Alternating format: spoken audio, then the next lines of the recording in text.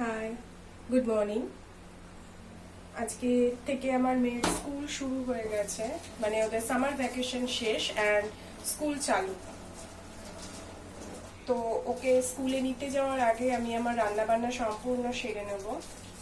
আমাদের সকালে breakfast complete হয়ে গেছে, আমার হাজব্যান্ড অফিসেও বেরিয়ে গেছে, আর আমার এখন ভাত হয়ে গেছে, তো আমি ভাতের ফ্যানটা ঝাড়িয়ে নিচ্ছি।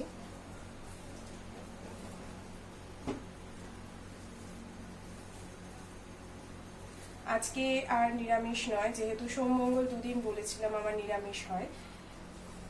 তো আজকে বুধবার, আজকে মাছ রান্না হবে, তো তারই প্রিপারেশন করে রেখেছি আমি।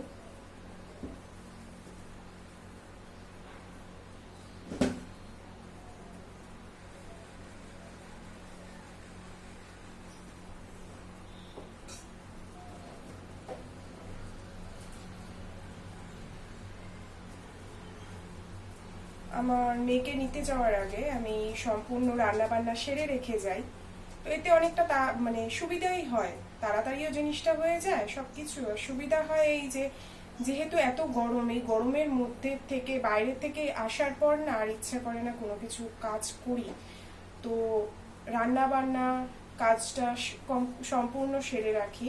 তার সাথে সাথে ঘরের যত বাসি কাজকর্ম থাকে সেগুলোও সেরে রাখি,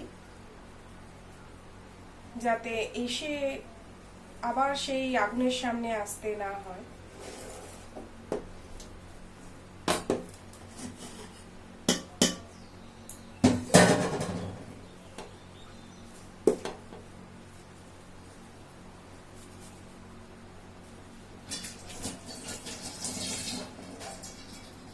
তো আমার ভাত হয়ে গেছে।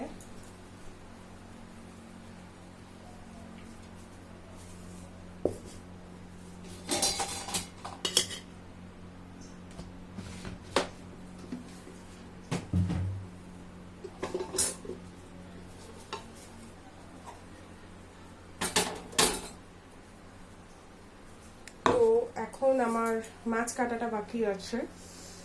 আমার হাজবেন্ড সবসময় মাছ কেটেই নিয়ে আসে বাজার থেকে, বাট আজকে আর মাছ কেটে আনেনি। আজকে যে মাছটা এনেছে সেটা কাটার সেরকম কোনো ঝামেলাও নেই, তো সেই হিসাবে আজ তাড়াতাড়ি এসছে বাজার থেকে, যেহেতু ওকে আজকে অফিসে তাড়াতাড়ি বেরোতে হতো, তো তাই ও আজকে আর মাছ কেটে নিয়ে আসেনি। তো কোনো অসুবিধা নেই, যেহেতু মাছটা কাটতে কোনো ঝামেলা নেই, তো ঘরে বসেই কাটা হয়ে যাবে। অ্যান্ড আজকেও বাইরের ওয়েদার মেঘলা, কিন্তু মেঘলা হলেও দেখতে পাচ্ছ আমি কিরকম ঘামছি, বিকজ গরম কমেনি, গরম কোনো অংশে কম নেই। যতই মেঘলা থাক, বাইরে হাওয়াও দিচ্ছে খুব সুন্দর, খুব সুন্দর হাওয়া বইছে বাইরে, ঠান্ডা ঠান্ডা হাওয়া, কিন্তু গরম কোনো অংশে কমেনি। গরম যেখানে যেরকম ছিল ওর জায়গা বজায় রেখেছে।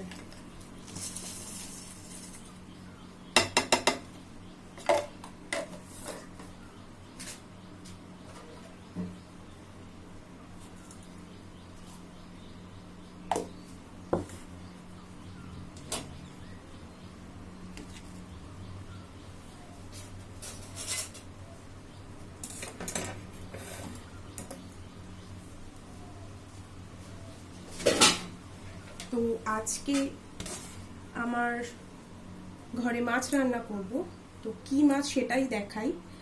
আজকে এনেছে আমার হাজবেন্ড পমপ্লেট মাছ।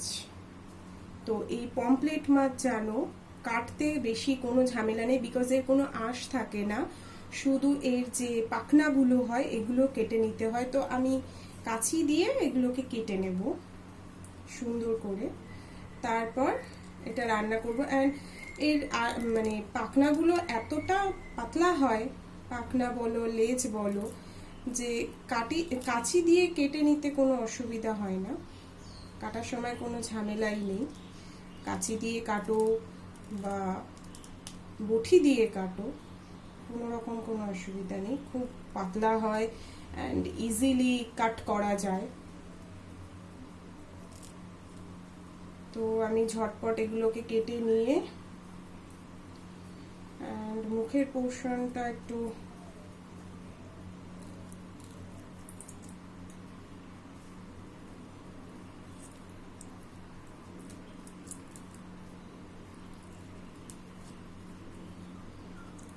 মুখের পোর্শনটা একটু টাইট হয়, তো সেটাও কাটা হয়ে গেছে, কোনো প্রবলেম নেই। অ্যান্ড এই মাছের খুব একটা বেশি নোংরা হয় না, মানে অন্যান্য বড় মাছে যতটা নোংরা হয় এই মাছের মধ্যে অতটা নোংরা থাকে না। তো মাছটাকে ক্লিন করাটা খুব একটা বেশি ঝামেলার হয় না। তো দেখো সুন্দর আমার মাছ কাটা হয়ে গেছে, জাস্ট পাখনাগুলো কাটলাম, মুখের পোর্শনটা একটু কেটে নিলাম, অ্যান্ড এখানটা দিয়ে একটু কেটে, পেটের ঠিক উপরটা দিয়ে একটু কেটে ভেতরে যে নাড়িভুড়িটা আছে সেটা বের করে দিয়েছি, ভেতরে যে নোংরাটা থাকে। তো প্রত্যেকটা মাছই ঠিক এরকম ভাবেই কাটবো।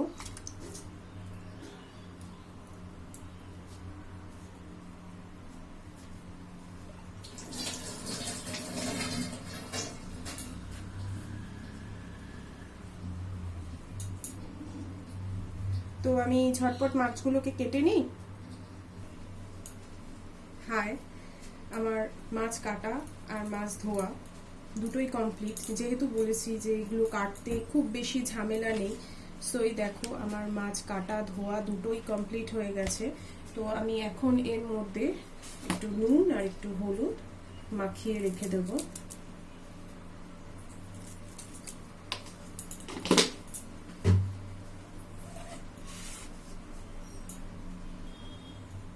আমি কিন্তু পমফ্রেট মাছের ঝোল করি না, আমি পমফ্রেট মাছটাকে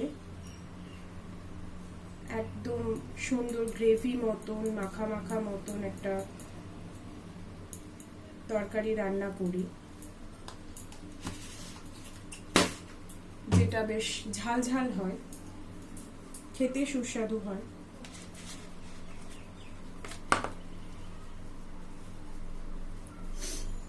এত গরম যে কি বলবো, প্রত্যেকেই তোমরা জানো যে কি হারে গরমটাই না পড়েছে। বৃষ্টির তো কোনো দেখা নেই, সময় মতো তো মনে হয় না বৃষ্টি হবে বলে, যেটা বৃষ্টি হওয়ার সময় এখন সময় মতো কিছুই হয় না। যে সময় বৃষ্টি হওয়ার সেই সময় বৃষ্টি হয় না, যে সময় ঠান্ডা পড়া সেই সময়ও ঠান্ডা পড়ে না, অ্যান্ড যে সময় গরম পড়ার তার আগে অবশ্য গরমটা পড়ে যায়। তো আমার মাছগুলো হলুদ মাখানো হয়ে গেছে, নুন হলুদ মাখানো হয়ে গেছে ভালো করে।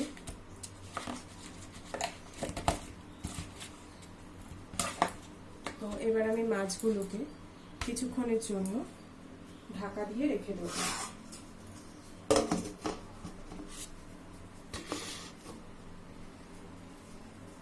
তো আমিও টুকটুক করে আমার কাজকর্মগুলো সারতে থাকি, এরপর সমস্ত কিছু সেরে আবার আমাকে মেয়েকেও নিতে যেতে হবে স্কুলে। তো এখনকার মতন বাই।